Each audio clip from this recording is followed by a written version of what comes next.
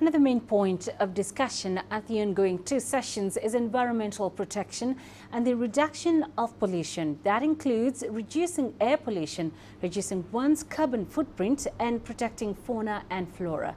China has vigorous policies in place when it comes to addressing those issues. That's not always the case in Africa, though. The continent may generate the least amount of carbon emissions, but it still has a long way to go when it comes to effective disposal of waste. Electronic waste in particular has been a recent issue for the continent, especially since many countries in Europe and beyond dump their e-waste in Africa. Let's get you more perspective on that now. I'm joined live from Cairo by Gada Mogne, the Program Coordinator at the Center for Environment and Development for the Arab region and Europe. Welcome to Africa Live. How much of a concern is electronic waste becoming in Africa and the Arab world?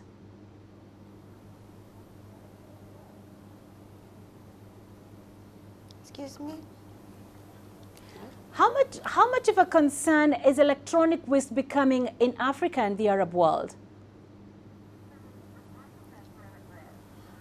The concern of e-waste to Africa and the Arab world is of a high concern because it's considered, Africa unfortunately is considered a dump site for electronic waste.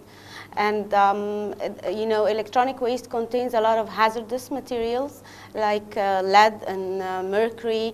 For instance, in every CRT there's 4 kilograms of lead, and that poses as a huge harmful to the environment and to health.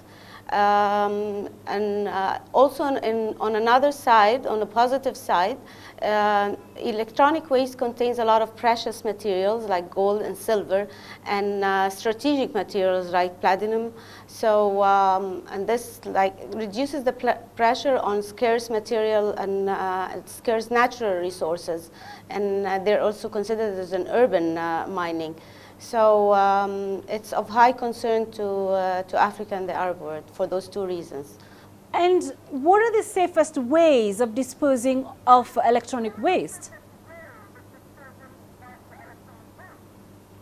Well, on a personal level, it's good that if you can't upgrade your equipment, that you you replace it, that you remove the batteries from the equipment because these are hazardous if left in the equipment, and if possible, sell it or donate it, or if there's a take-back system in the country, to return it back to the producer. On a national level, it's good to have a good collection and well-organized recycling management system that's able to dispose of the equipment in an environmental way. So also having an extended producer recycling extended producer responsibility in the country is very effective, because then people could, instead of dumping their equipment, they could take it back to the producer. Tell us what your organization does in terms of ensuring best practices on both sides. I'm sorry, could you repeat that again? What does your organization do in terms of ensuring best practices on both sides? Well, our organization, they promote policies and legislations that organizes a well-organized collecting and recycling system. Actually, our organization works now on a Swiss-funded project that promotes new entrepreneurs and new companies working in recycling. It provides support to the existing recycling, and also we're promoting policies and legislation that manages the recycling system and the procedures and processes. We're also supporting the existing recyclers and the new entrepreneurs in this field by capacity building, training, and awareness programs.